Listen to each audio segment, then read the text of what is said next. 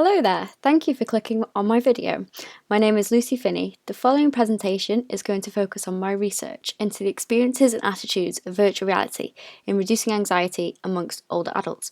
Before we start, I would just like to thank my research team for all their hard work. I would also like to show appreciation to Spectrum Mind Technologies and the organisers who helped create this project. Thank you so much for everything you have done. The decision to focus on the perception and experiences of virtual reality, or VR as I will reference in this video, was due to the rapid development and introduction of such technology. Additionally, the choice of an older adult population was made as I feel they are often a population left out in research. Due to this, there is a need for older adults to have more representation around their use and perception of digital platforms. When we consider older adults, numerous individuals need help in ensuring they can maintain quality of life, and because of this, they often end up living in care homes or assisted living facilities. Research into our perceptions of such individuals shows that overall there's a negative perception of these people and their overall quality of life as a result of their environment. Older populations show a high prevalence of anxiety and are more likely to go unnoticed and untreated than younger cohorts. Higher positive effect, so this is experiences of positive sensations, sentiments and emotions, was related to a lower mortality rate in older adults. When considering research around VR, it is often centred around exposure therapy of anxiety disorders. Exploring the research of VR technology for the benefit of our older adults, there is evidence of its utility in improving things such as mobility issues and fall prevention. I struggled to find an extensive amount of research into the use of VR for therapeutic mental health reasons. However, I did find research that suggested that VR environments can change anxiety and relaxation levels. Furthermore, the introduction of VR technology influenced older adults to feel less socially isolated, show lower levels of depression, and improved overall well-being. Specifically, VR can help with improving social isolation through providing an interactive element for individuals to socialise and discuss, especially in residential care homes. Considering the attitudes of older people when thinking about VR, they showed a varied amount of attitudes. Some were anxious, but overall they were quite neutral, and they improved after first exposure of the technology. Taking into account the time frame for interventions for anxiety, Sung, Chang and Lee in 2010 found that within 6 weeks, the introduction of music for older people with dementia lowered their anxiety levels. Moreover, when thinking about therapeutic intervention of VR as an immersive tool, suggestions have been made for it to be utilised for the assessment, understanding and treatment of mental health problems. The purpose of this research was to identify whether the introduction of VR reduced anxiety levels in older adults and altered their overall perception of VR technology. As aforementioned, there is limited research into the views and the utility of VR as a therapeutic tool for older adults. Simply, the research aims to provide clarity into whether VR is an efficient treatment method to address the mental health problems amongst older adults. In gaining such clarity, I have made 2 hypotheses in what I expect to find. Firstly, I propose that the introduction of the VR safe space will decrease anxiety levels more than viewing a blank screen or no VR at all. The second hypothesis is that the overall perception of the VR safe space will be positive at the end of the study. We used opportunity sampling to recruit 30 participants by focusing on locations that we could get access to. As a result, our data was collected from 3 assisted living facilities and 1 dementia café. Participants included older adults with the mean age of 82, and these ages ranged from 61 to 94. Of these 30 participants, 9 were male and 20 were female, with 1 participant not reporting their sex. Participants were split equally into categories, either VR safe space, VR blank screen, or no VR. 10 participants per condition. The study utilised a VR headset called an Oculus Rift with a safe space software of a campfire environment installed onto it. This software was created by Spectrum Mind Technologies. This safe space environment is what you can see on the screen at the top right. It was possible for the participant to look around this environment as it offered a 3D experience. For example, you could look at the stars and possibly see a shooting star. For the locations we were testing at, they were given information sheets and flyers. Example is at the bottom right.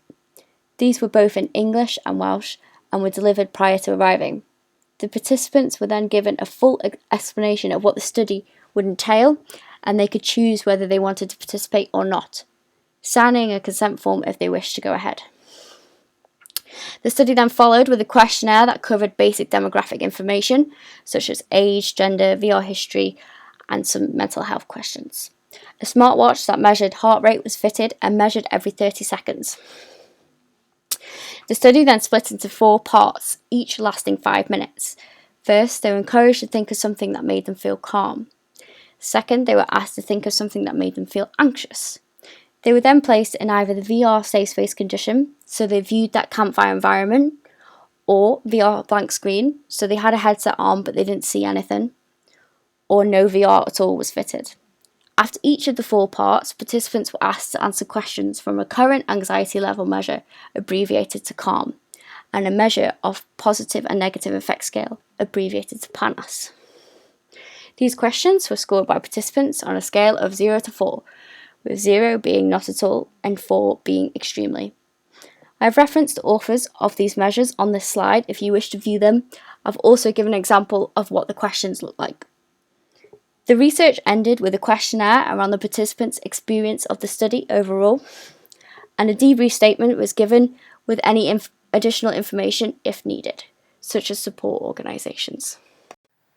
When examining the results, it is important to begin by considering what we found from our demographic questionnaire.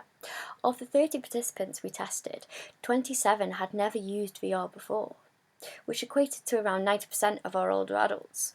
73% reported never experiencing depression, 63% reported never experiencing stress, and 60% reported never experiencing anxiety.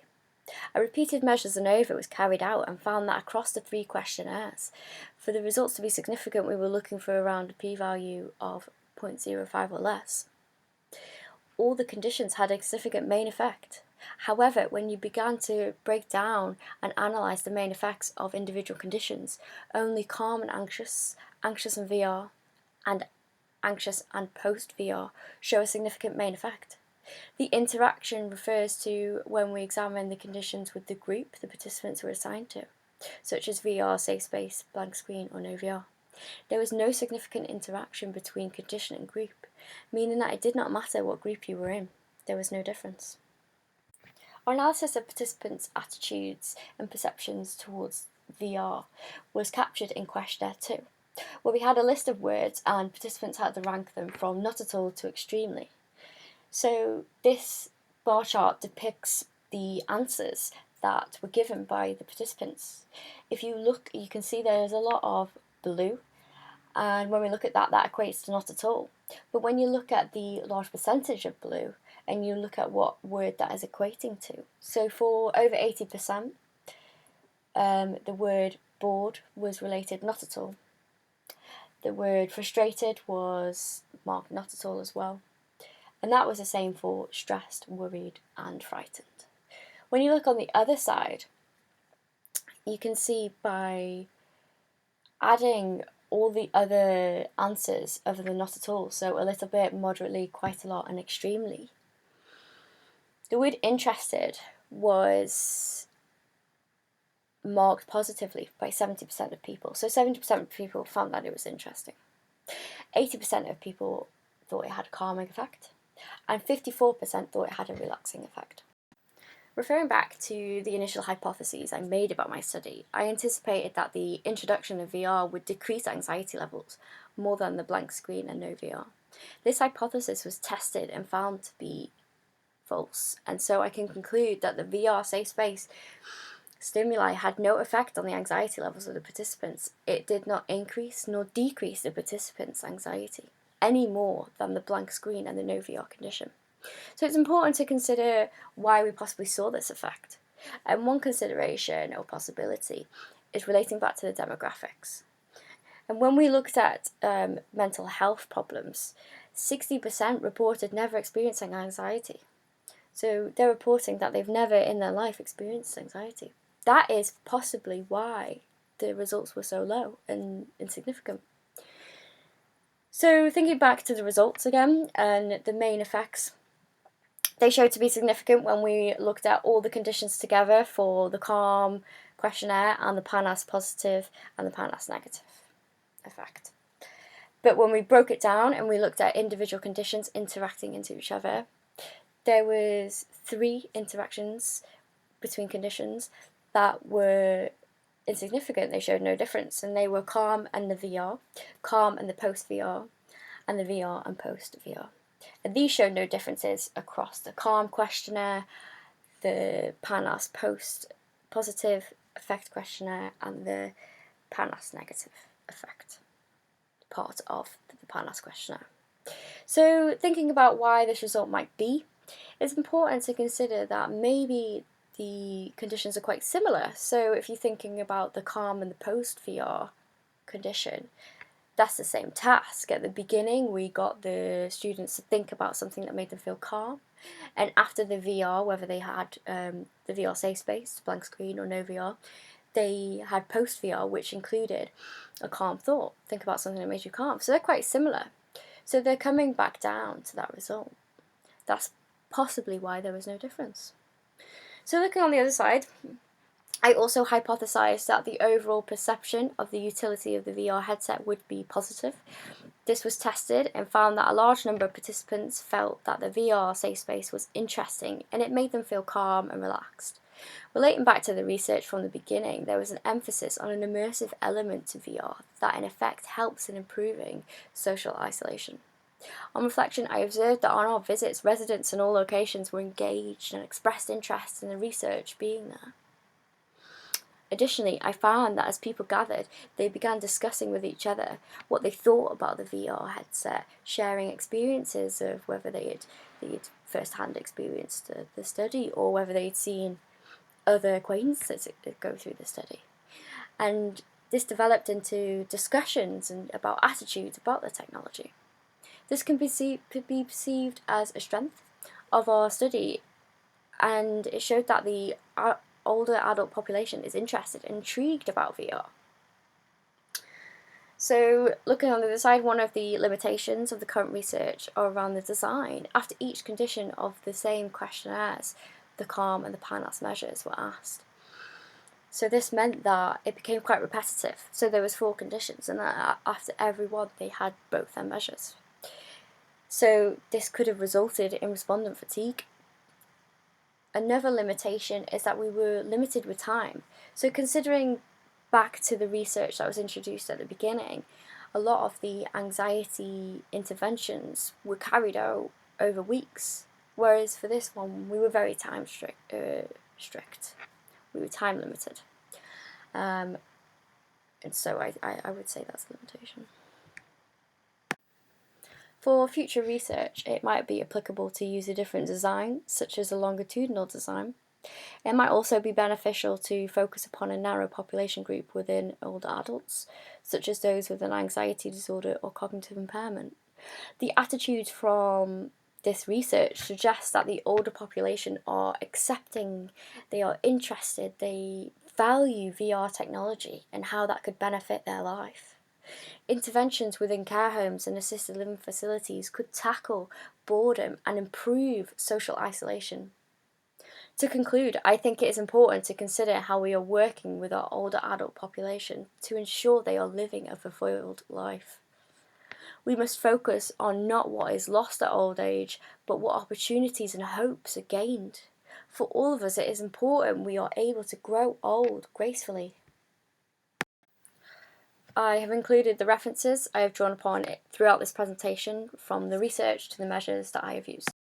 You can pause the video on these slides if you wish to do any further readings around the research topic.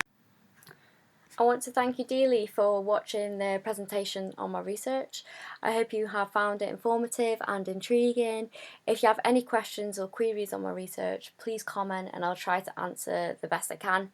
You can also email me on psu9f1@bangor.ac.uk.